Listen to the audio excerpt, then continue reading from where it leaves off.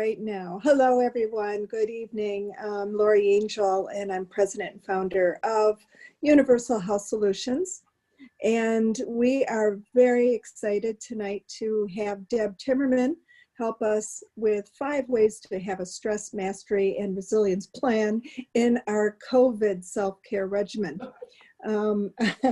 We are glad that you joined us, and we hope you enjoy it. I believe everything will be recorded so we can replay to be reminded of these tools. Thank you, Deb.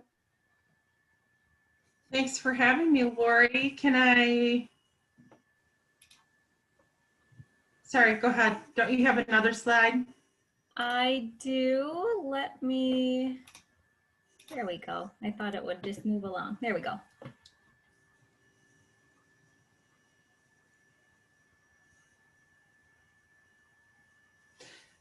So 5 key pillars, or 6 key pillars of Universal Health Solutions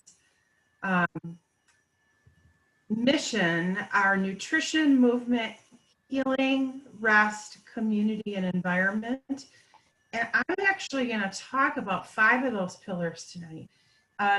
The self-care tools are not really, they could also be thought of as environment, because we're going to talk a little bit about that, but not in the stance of it being related to toxins. So I hopefully can share my screen pretty quickly here, and we'll just dive in. Is that okay?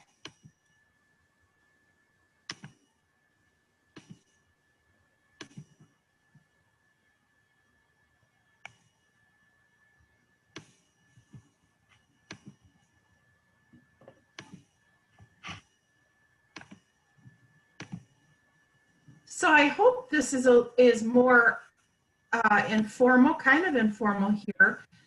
There is a chat for questions, and Maria will monitor that.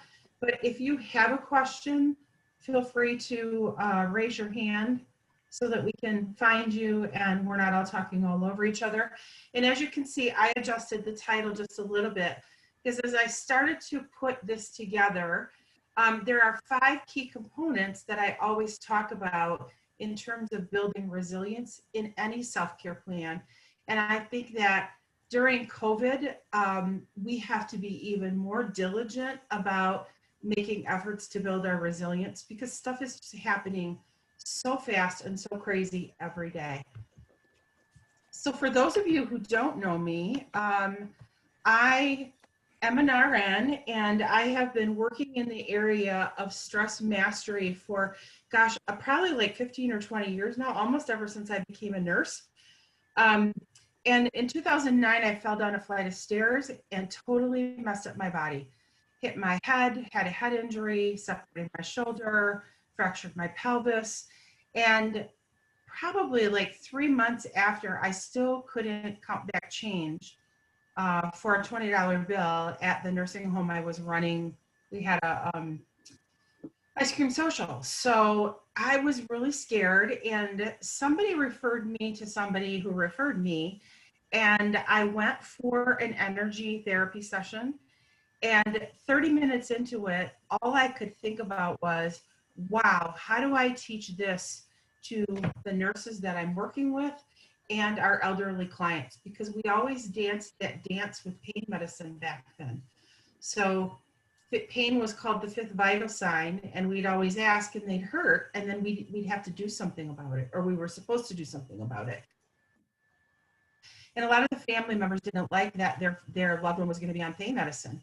So they were looking for ways like this. But what I discovered, it was my own stress issues that really helped me fall down the stairs, because I was not paying attention that day.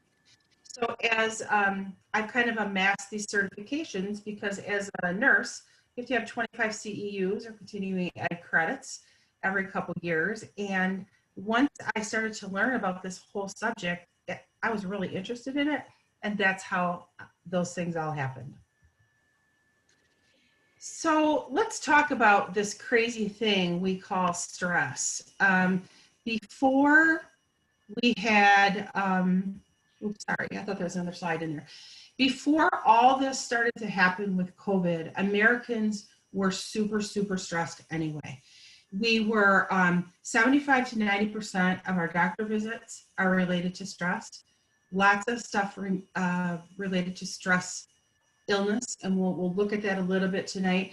And also the challenge with burnout with folks within the office. I don't know if you remember this, but last year, I think it was, the World Health Organization, they added burnout syndrome to the list of things that people have.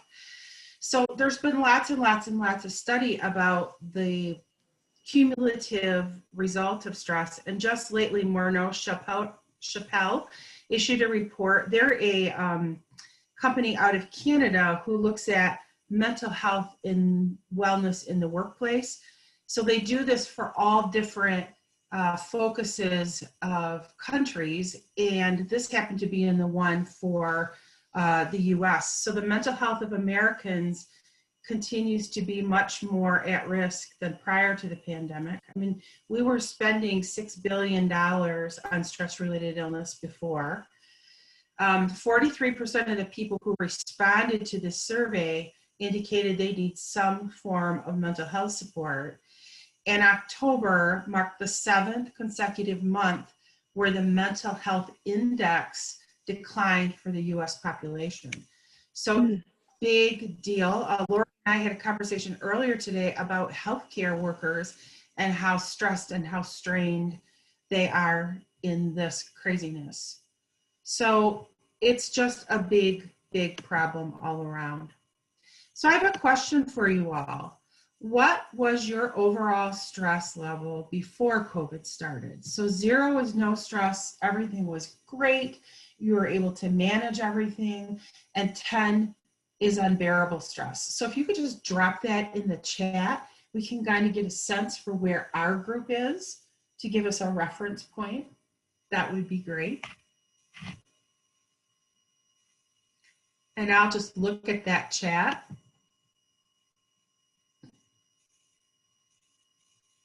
And then after you've answered that, is your stress level increased or decreased because of COVID? So some people have found that COVID was a huge blessing. I'm one of those people, and I don't mean that to be disrespectful to those people who are on the front lines, but when everything happened where we had to shut down, I was able to kind of let go of some projects and things that I had my hands in that I was really, really struggling with. So in that respect, I have less stress now than I did before. So someone is a 4, we have another 4, we have a 5, so not 0.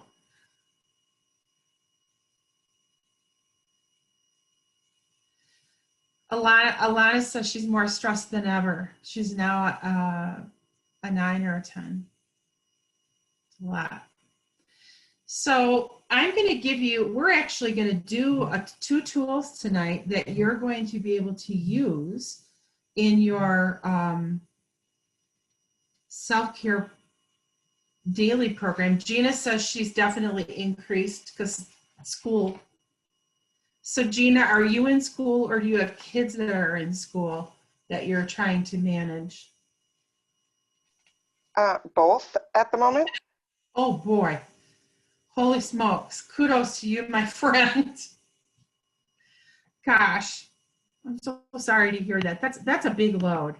Lot to dance with. So life happens no matter what. Anybody have anything cruddy happen to them today? My day started with my hairdryer not working.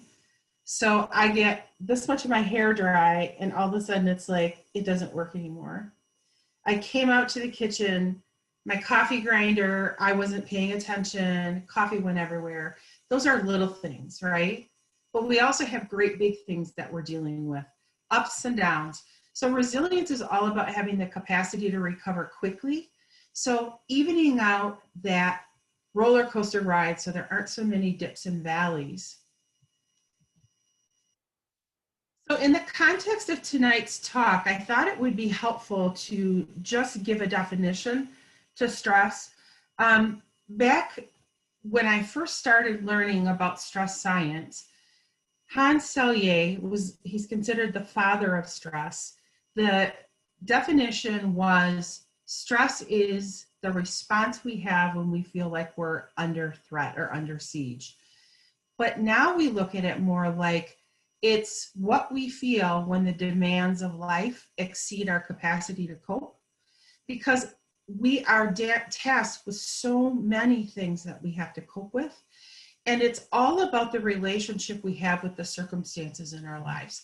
So I was flipped out today because my hairdryer didn't work. And then I was talking to my Canadian colleague, and she's telling me that her husband backed his car into a guy wire, which normally would have just been a fix-it, but they had sold that car yesterday to the dealership and purchased a new one, and we're going to pick it up tomorrow.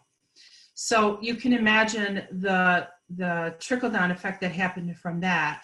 So in my mind, as I look at the two of those, having to buy a new hairdryer was inconsequential, right? But there are some times that we feel that little tiny thing pushes us over the edge, and we're not able to just get ourselves back because we don't have the resources. So the stress relationship, unique for every person, everybody's different. It's based a lot on our life experiences and our adaptations.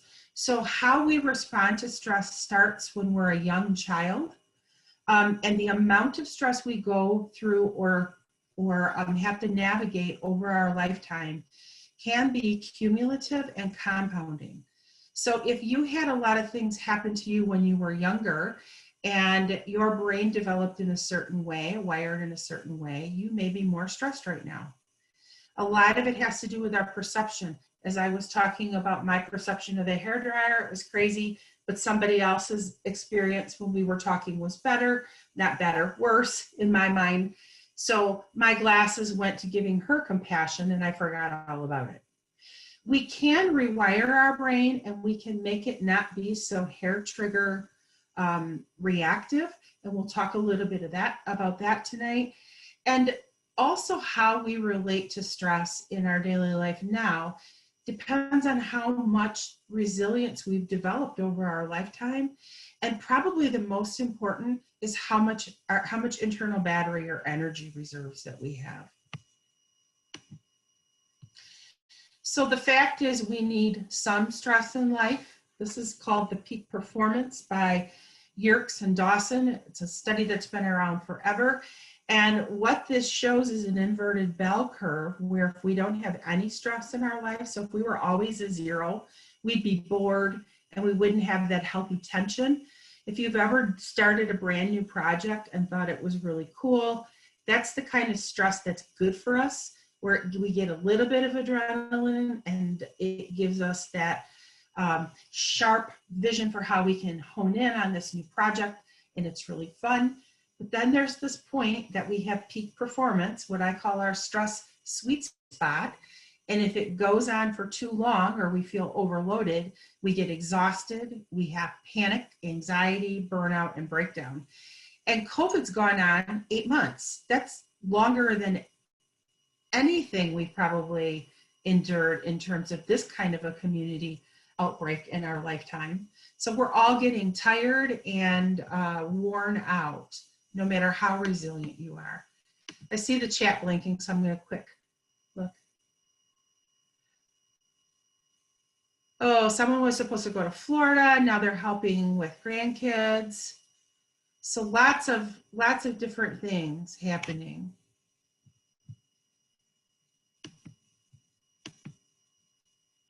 So the first tip to being more resilient is learning to use the signs and symptoms that stress provide as information.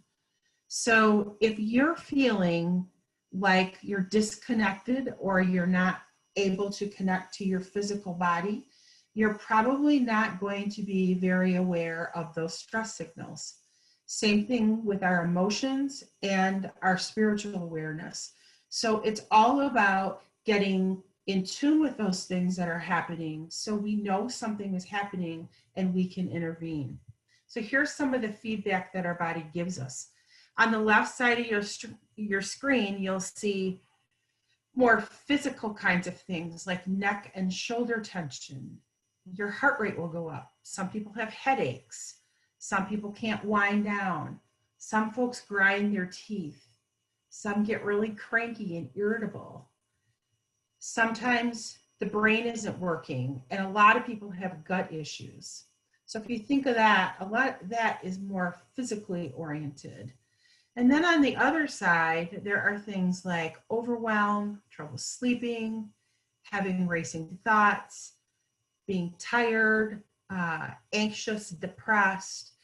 And sometimes we get into that state where we have what I call analysis paralysis. There's so much stuff going through our brain that we can't think our way out of what we have to do. So Gina has her own school, her kids' school, lots of things to navigate and do. And I bet sometimes she finds herself kind of stuck and not being able to move through those things. That's part of the stress reaction and just feedback that your body doesn't have enough capacity to deal with that in the moment. So that was resilience builder tip number 1. Number 2, and we're not going to spend really any time on this one because next month there's going to be a wonderful webinar about foods and healthy eating, but moving, connecting with people, and eating wisely. And these 3 tenets come out of the Blue Zones work. Anybody familiar with the Blue Zones project?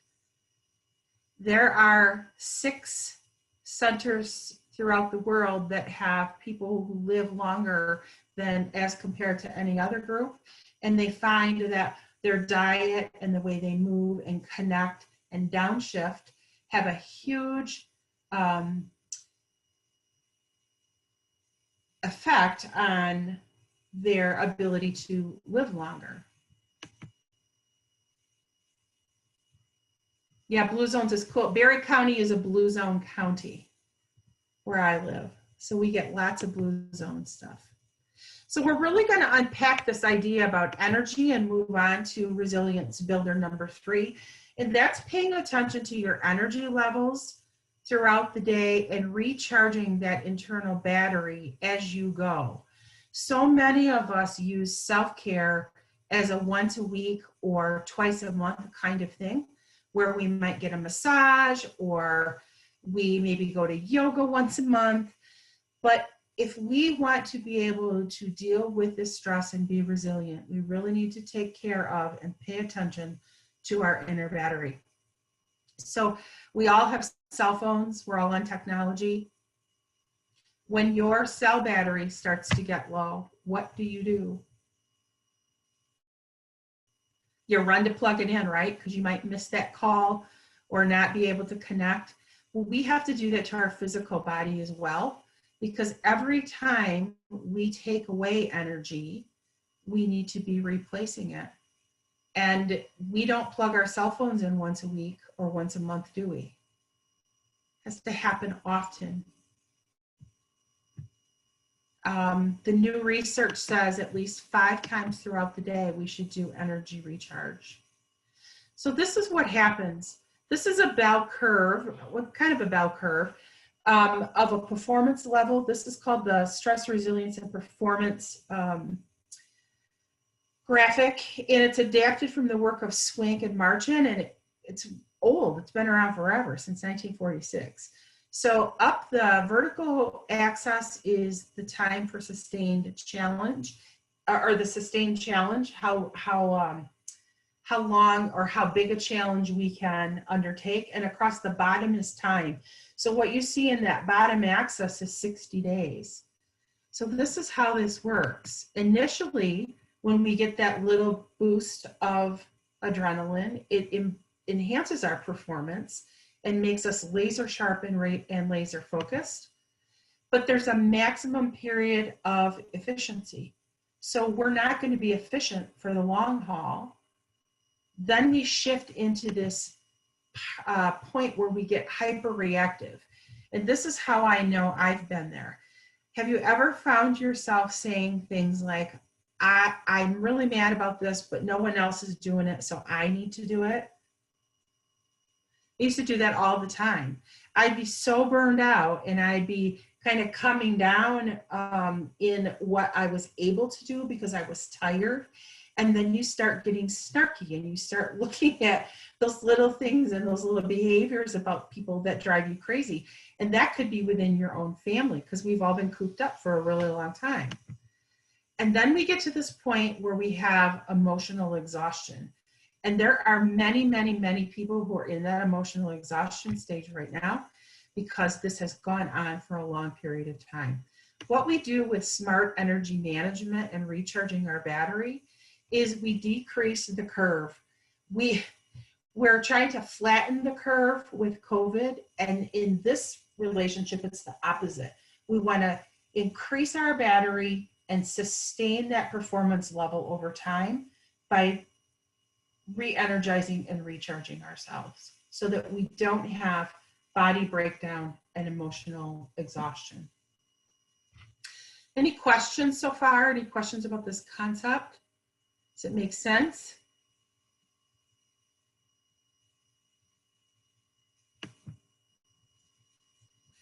So the words for this are intelligent energy management. And I'd like you all to think right now, what drains your energy? So I gave you 2 examples. Everybody's worried about the virus, and we should be because it's a problem. So being in that state drains our internal battery. And social media is a great example because when you start to scroll and you see differing opinions and all the stuff that's out there, there is an emotional reaction in most people, and it can be very, very draining. You see that a lot of people now are taking social media breaks and they're not going on it because it drains them. Are there things in your life that feel draining to you?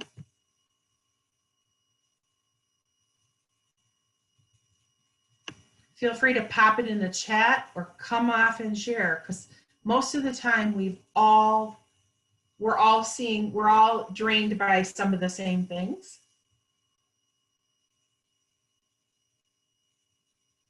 Lack of work and team support, that's a huge one. Caregiving.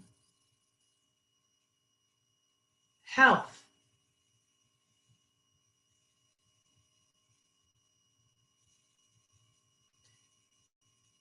So let's take one of those and kind of unpack that a little bit more. And let's take the lack of work and team support, because that's a great one. How do you feel, Gina, when you don't have that work support? What emotions and what are you feeling inside your body when that happens? I mean, you know, it lets like feelings of I think inadequacy start to creep in, and then I start to like second guess myself when the support isn't there to like back me up, if that makes sense. It does. And do you get frustrated about that and start to feel like this emotional simmer underneath? Oh, for sure. Yeah. And then it kind of gets you, like, you feel like you're in that hard spot, right? Like it starts to make me feel like, oh man, like I wish I could say something, but I can't, like, how can you? So then, like, you know, it's almost like what you said earlier, where you're like, well, I'll just do it, you know. It's like, I'll just keep quiet and try to skate by. And typically what happens when we aren't able to process that, acknowledge it, and use a tool to process it, it collects, and that bucket shows what our energy is doing. But what used to happen to me is I would hang on to that, and then I do the verbal vomit, where that last drop was the last thing that pushed you over the edge, and it was like you can't contain those emotions anymore, and then you have a bigger mess to clean up, right? Because you've said something that made somebody mad, or you just lost it. Been there, done that. So here's the thing about those emotions like worry and the frustration and impatience. They all have release adrenaline and cortisol, which kind of make you have a toxic feeling, and especially if you have lots of that happening. Those stress hormones are only really designed to be in our body for 20 minutes, and then our body is supposed to reset itself. But when we're not able to do that, it accelerates aging. It definitely decreases our mental function, which is what causes the analysis paralysis. And if we have that go on for too long, it actually kills brain cells. Yeah. So you have a depleted battery and you have a worn out body, and we then have dis-ease and body breakdown. So all of this kind of stress chemicals that are designed to really be good and save us in the result of a burning building, or there's a tiger or a bear chasing us, we are experiencing this every day with the feelings and the overload and the emotions that we're having to deal with all of this. So intelligent energy management has us thinking about what is going to fill my bucket up. So what gives me energy? And I saw Lori knitting over there. Lori loves to do weaving and knitting because that gives her energy. And Betsy teaches mindfulness and meditation, right, Betsy? Did I get that right? So some people might love music. Some people might like to exercise. Some people might like to take a walk in nature or yoga or whatever. And those things are all good. The challenge is we need to be able to do those on the fly and reset our nervous system and bring our battery up as soon as we notice that we're getting drained and that energy is seeping out. And so I teach a couple of reset tools, which I'll share with you today, that are very, very helpful in getting your nervous system back on track. It's like rebooting a computer, pushing Control-Alt-Delete, and getting yourself back up and in balance. So when we add a renewing emotion to the techniques that I'm going to show you, it actually offsets those draining neurochemicals and it gives you good neurochemicals. So there's 1,400 neurochemicals that happen that are released in your body when you can shift yourself from an emotion that doesn't feel good to an emotion that does feel good. So a draining emotion to a renewing emotion.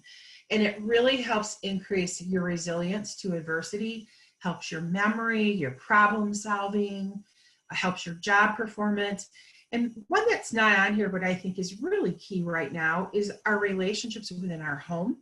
So if we're stressed out and we're interacting with our children or our spouse, significant other, or other family members, and we're not bringing our best self forward, what are we doing? We're adding more fuel to the fire, right?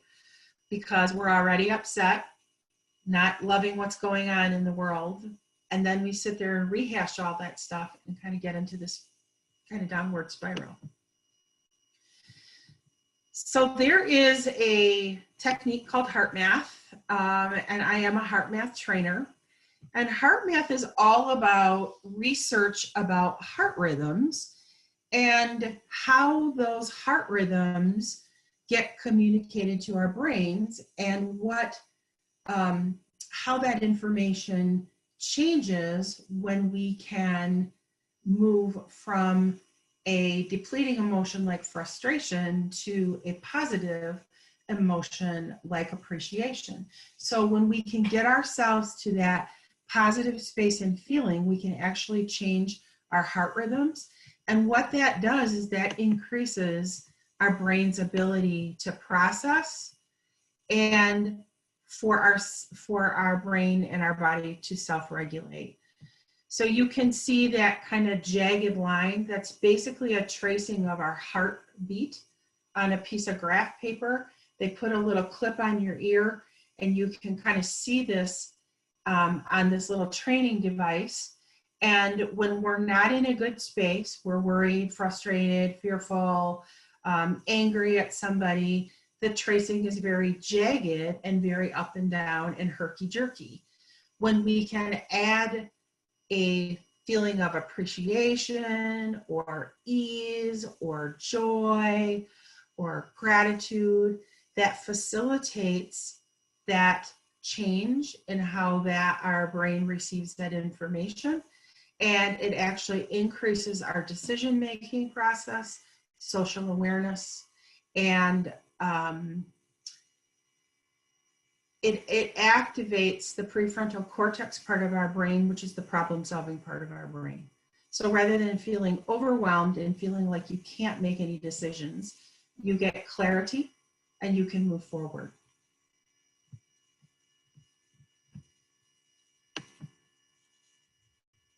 So, tools that reset your nervous system. Resilience builder number 4. The very basic tool in heart math is called heart-focused breathing, and it's a wonderful tool for self-regulation. And it's the first step in getting our bodies to a more coherent state. So the interesting thing about it, it's not like when I meditate and I'm more relaxed, because that activates kind of the brake part of our nervous system, but it makes you calm and alert at the same time.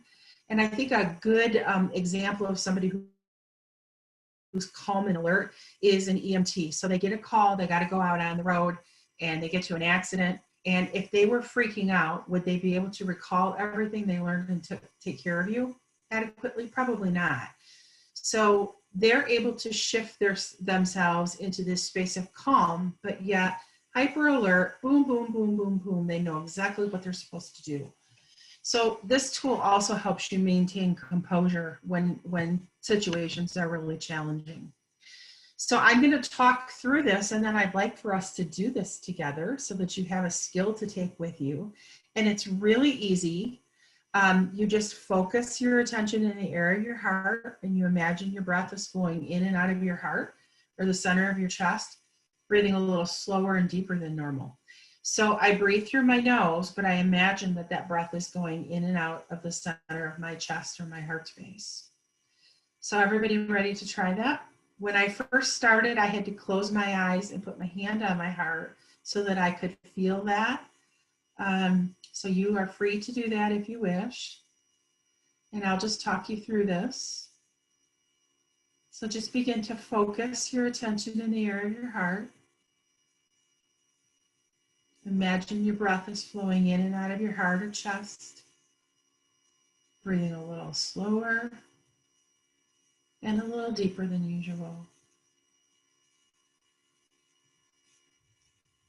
So heart focus, heart breath. Try to make your inhale and your exhale the same amount of air in and out. And if that's too hard, just find whatever rhythm's comfortable. So heart focus, heart breath.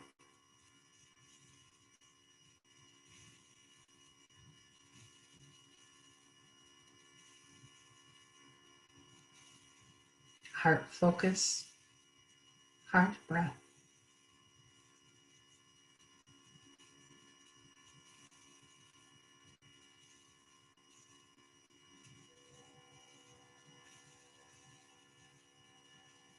Heart focus, heart breath.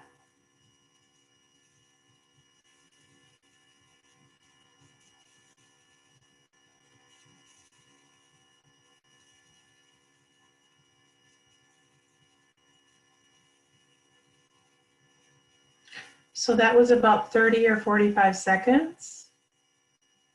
How's everybody feeling?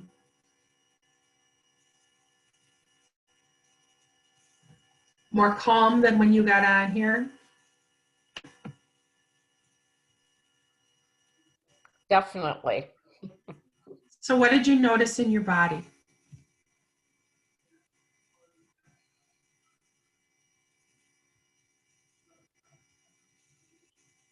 Anybody feel that warm expansion in their heart? Kind of that glow? Feels good, doesn't it?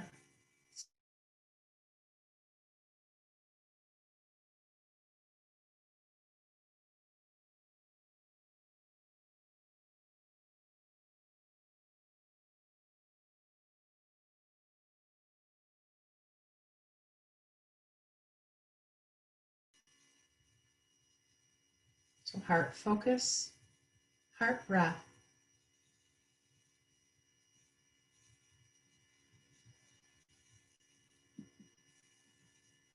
Heart focus, heart breath.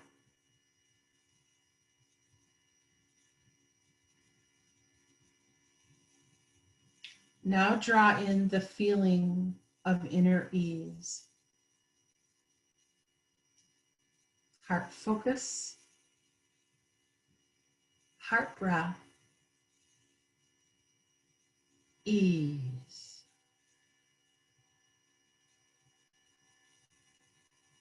Heart focus, heart breath, ease. Just imagining that feeling of ease as you breathe in and out.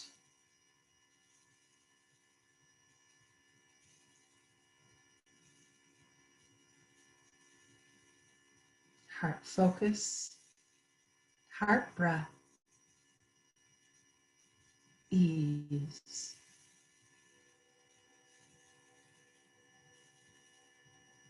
And now let's anchor that feeling of ease any way that's meaningful to you.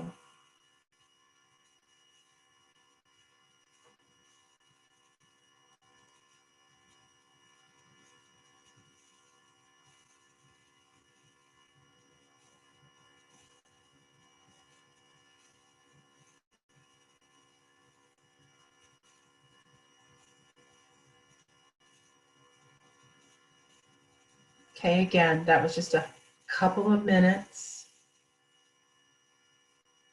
How's everybody doing?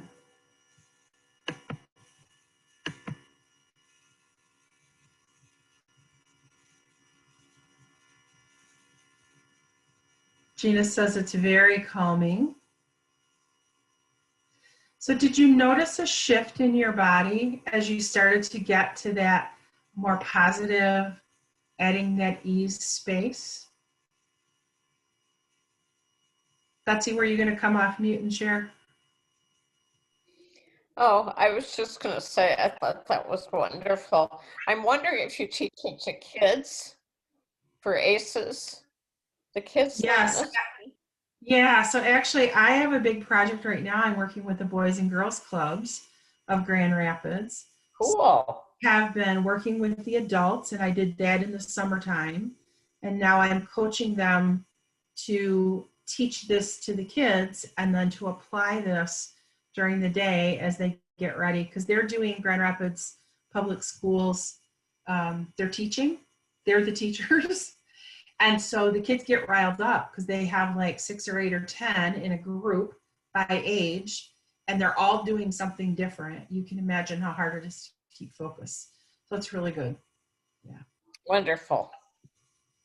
So Gina said she liked adding the intention to the breath. So these are the very basic heart math tools. There are 5, 6, 7 of them. And I run groups that do just heart math all the time. So if you want some more information on that, I have my contact information up at the back, and you can friend me on my page and I'll send that to you. So resilience builder tip number 5, care for yourself first. We find this so terribly hard to do, and this was the same photo that was in the beginning of the presentation, right? Because we always go looking for who's going to hand us that life raft. The fact is, we have to take hold of that life raft first, because if we don't take care of ourselves, we are not going to be able to be good at work or in our home life. And Betsy mentioned ACEs, which is adverse childhood experiences. And if you're not familiar with them, there's all kinds of stuff that happens during childhood that can be very traumatic. So it's not just abuse and neglect like what we would think, but if a child lives in a house that has a lot of dysfunction, and I'm sorry, but almost every house is dysfunctional right now, right? Because we're trying to figure out what normal is, and everything's changing almost on a day-to-day or at least a week-to-week basis. Very difficult for the kids. So if you're the calm one, they actually resonate and come up to your level of energy. And this is kind of an hour one, but if we were working longer, you'd learn that we're like radio towers. So what you give out to your household, and we take that back and exchange it. So if you can be the calm one, you can set the tone and set the energy for that. So I am a big fan of daily practices and habits, and I took some of the things from the energy, fill the bucket up, and I put them on this graph, okay? Meditation is great. Exercise and stretching is wonderful. Reading something positive, whatever you do to get yourself centered and start in the morning is great. So inner ease is also a wonderful thing to do in the morning to set your intention and to get your body aligned. And then of course, eating wisely, moving, having some kind of meaningful connection. So meaningful connection might be exactly what we're doing right here because we're home now and we're distancing. So you may have to have get together with your family on Zoom or however that your social circle, you have to keep that going. And then recharge throughout the day using these breathwork tools. Heart focused breathing is one of those things that you can do anywhere, anytime. You don't have to close your eyes. It's easy to do that when you get started, but the goal is that you would do this heart focused breathing and inner ease anytime that you feel your battery starting to drain, or you notice that you've just had a stressful event. You're going to reboot yourself, get yourself back on track, raise that battery up so that when you get home and you want to do other things, you're not totally depleted. So we had both of those bell curves, the pressure and performance one and the stress, resilience, and performance curve. And remember that blue line that helped you kind of straighten that out so that you're not getting that, that depleting place where you're burned out. This is key to recharge during the day. And I do have a worksheet that I will email to Maria that she can send out to you. That's just about tuning in to where your battery is 4 or 5 times a day so that you know whether you need to do something. Now, I'm not a big fan of throwing out the baby with the bathwater, so to speak. This is stuff you're going to do in addition to what you're already doing. So if you're going to yoga 3 times a week and you're still struggling during the day, you would just work heart-focused breathing and inner ease into what you're already doing. So you make it part of your day so it becomes habit and that you're not drained out. So I'll just summarize here the 5 keys. Use the signs and symptoms of stress, as information, and know when it's coming up for you that you need to do a reset. Move, connect, and eat wisely. Pay attention to those energy levels and plan how you're going to recharge through the day. And you do that by calming your nervous system. And then remembering to have a daily routine so that you can make these part of your habit. So changing is really tough. It's hard. And having a partner to do that with, so maybe you can find an accountability buddy, or you can use a journal, whatever it is that can motivate you to do that. So I left a few minutes for questions here. Anybody have questions or anything they'd like to share?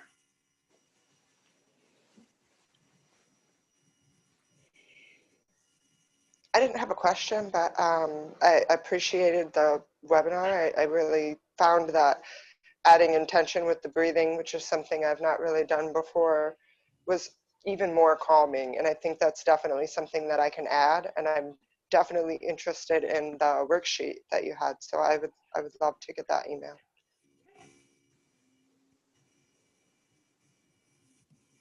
I can't see everybody on my screen because I only have I can only see 4 of you. So anyone else have anything? This is Ilana. You can't see me because I'm not presentable. It's the end of the day. I agree. Gina and I are coworkers, actually, colleagues. I totally agree with her. I'd love to see the worksheet. And I signed up for this so late, and I didn't today, actually. I didn't realize you're in Grand Rapids? I am. Mhm. Oh, this is fabulous. I would love to know how to get in touch with you. Well, I have a little gift for y'all today, so you can. Thank you. So let me just close before I turn it back over to Maria and say, I love this quote. Life doesn't get easier or more forgiving. We just get stronger and more resilient. So if you listen to the news, we have doom and gloom to come. So we have to stay sane, right? And how do we do that? We do that by keeping our batteries full, and I'd be honored to be able to help you do that. So I'm going to stop my share and pass this. Oh, you know what? I better not stop my share. Just a second. We'll send out how to get in touch with me, I guess, on in the email. How's that? Okay. Am I done sharing now? Maria, you have it back. You're on mute. Of course. Do you want to share the next slide, and then I can pass it back over to you and you can share your contact info at the end? Yeah. No, I'm good right here. So let me stop my share. Okay, it's yours.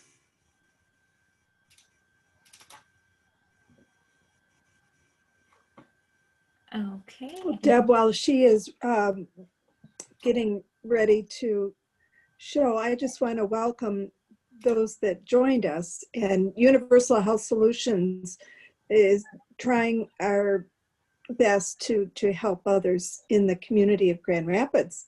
So I am very, very pleased to have Deb Timmerman on our board right now. So I see now that we have we have a nice drawing for, I would love that. Why don't you take it from here, Deb? That's wonderful. So everybody that attended tonight, one of the things that's very helpful is getting a snapshot of what areas of your life are out of whack. And I use a stress mastery questionnaire from Dr. Jim Peterson. He's answered it 600,000 times in 15 different countries. And it takes 15 minutes at most. And it's just a little link that I send to you.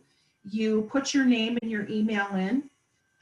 You take the questionnaire, and then a report comes back to me. And it looks at things like hassles and life events and anger scale and what are stressors, what's happening maybe at work. And it points out some of those triggers, and it's a really great tool to help you kind of see where you're at.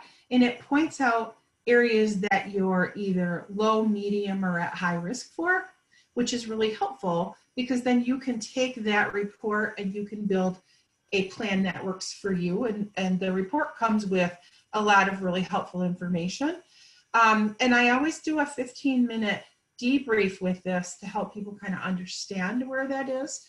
So anybody who wants that can have that for attending tonight. And Maria will put that link in the email, and then you can schedule that 15 minutes.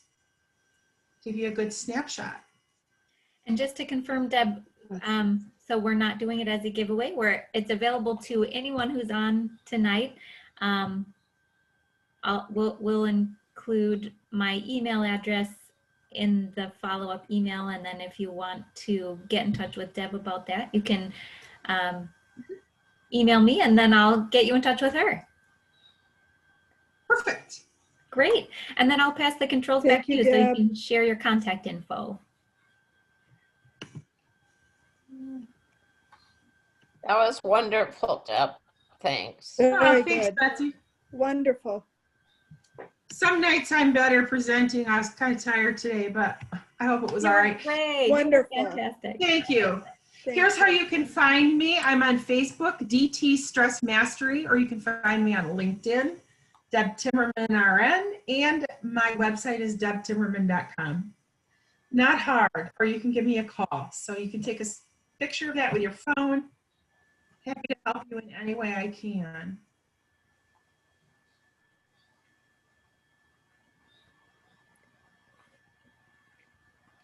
And thank you, Lori and Betsy and Maria, for asking me to present tonight. It was an honor. Well, it's our pleasure, and we're grateful for your expertise. That we certainly need it right now. And with my heart, I just send you a lot of gratitude and love. Ditto. Back at you, ladies. Take care, everyone. Are Thank there you. any other questions, comments? Bye, everybody.